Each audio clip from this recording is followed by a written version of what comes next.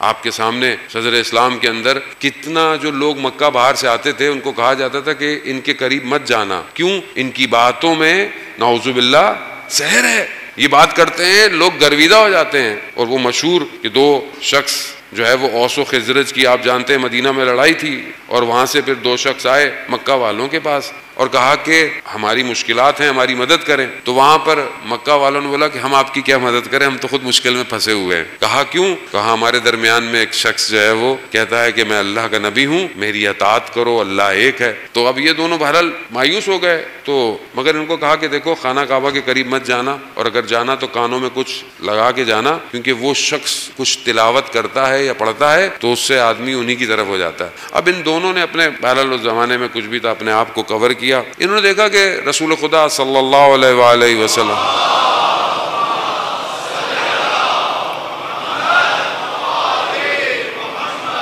رسول خدا جو ہیں وہ ہیں اور کچھ بیان کر رہے ہیں۔ اب انہوں نے ایک دوسرے سے کہا کہ ہم مدینہ واپس جائیں گے تو ہم مدینہ سے ہمیں کچھ لوگ پوچھیں گے کہ بھائی وہاں کیا تھا، ہم بولیں بھائی ایسی وہاں داستان ہے کہ کوئی شخص ہے، تو لوگ ہم سے پوچھیں گے کہ وہ شخص کیا باتیں کرتا ہے، تو ہم بولیں گے ہم نے سنا نہیں، تو لوگ بولیں گے کیا سننا تو تھا کم از کم کہ وہ کیا باتیں کرتا ہے۔ تو انہوں نے اپنے کانوں میں جو کچھ تھا اس کو ہٹایا، تو محبوب کبریا کلام کبریا بیان کر رہے تھے، اور وہ کلام سنتے ہی ان دونوں کے دلوں پر اثر ہو گیا اور دونوں وہی مسلمان ہو گئے۔